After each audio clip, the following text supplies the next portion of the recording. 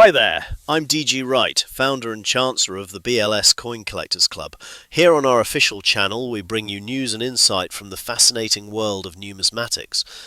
If you enjoy our content, please leave us a like and a comment, and don't forget to hit the subscribe button. You can also follow us on our social media feeds seen below. Hi everybody, it's time for another video, and for once it's not all florins. Well, there are a couple of florins. Couldn't help myself. The biggest news, however, is that we now have a working forum web address on screen now. If you want to chat about coins or join the coin club, go and check it out. I'll leave the link on screen for the duration and put it in the description too. Now let's get on with why you're really here, to see coins. Okay, so let's get the florins out the way first. These are duplicates, so I'll just show them both off at once. I picked up a small collection of a few Elizabeth II coins for a steal, and these were part of it. 1956 and 1957 florins. No silver tonight, sorry about that. Have we got any florin people in the house tonight? Let me know in the comments what your favourite florins are. You knew there had to be some pennies as well. A few more from the little Elizabeth II collection I picked up recently. We've got a 1962, a pair of twinned 1964s, and a 1965. None of them scarce or especially interesting in any way, but I've always had a notorious weakness for pennies. Just ask anyone in the coin club in the 90s, and I rarely pass up an opportunity to get more of them. Although I'm still looking for a 1916 recessed ear variety at an affordable price. Anyway, let me know your favourite bronze pennies in the comments. Another penny, this time not from the Queen Elizabeth collection. This one is 1946 from her father's reign. Sadly, it's not the famous 1946 dot penny variety, which would have a little apostrophe-like dash just after the word 1. But, like I said, I love adding more pennies to my hoard. A bit like a dragon, only instead of gold I hoard pennies. And florins, but you knew that already. What have we here? Shocking, it's not a penny or a florin. Okay, it's a trio of half pennies instead. Also from the small Queen Elizabeth collection we've got 1964, 1965 and 1967, probably all duplicates, but hey, what's the point of a coin club if you can't trade your duplicates? Besides, you never know when a new variety might crop up. It happens all the time for pennies. Tell me about your favourite half pennies in the comments. This one is not even British. Have you lost it, mate? I hear you cry. Well, probably, but that's another story.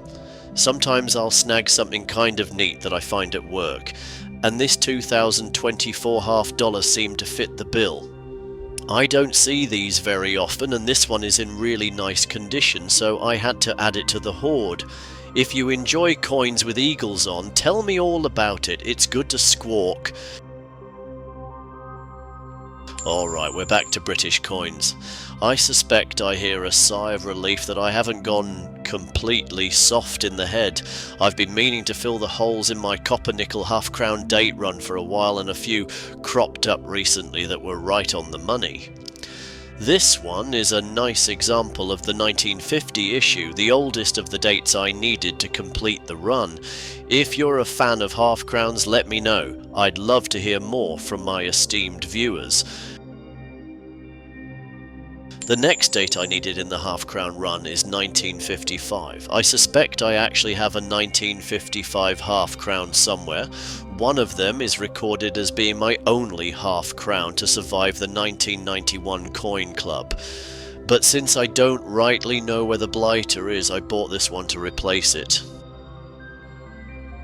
Following on from 1955, these two half-crowns are from 1956 and 1957.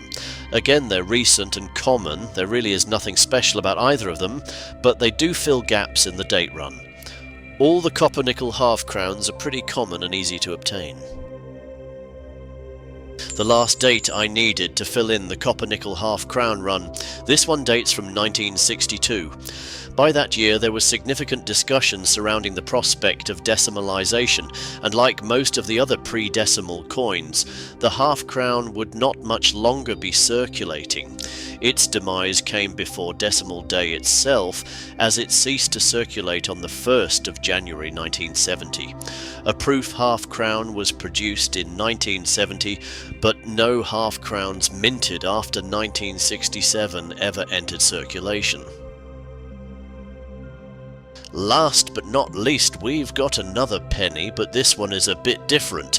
It's a copper penny dated 1853, early in Queen Victoria's reign. The copper pennies would be superseded in 1860 by the smaller bronze issue, and many of the older coins would be recalled and melted down by 1870, but this is one of the survivors. While heavily worn, you can still see most of the design. I have a personal fondness for the copper pennies, and this is a lovely addition to my collection. And that's all for today. Hope you enjoyed today's video. Sorry about having to use an AI version of my voice, but I've been horribly congested lately and I sound like crap. Anyhow, if you enjoyed today's video, please leave a like and a comment, and don't forget to hit the subscribe button.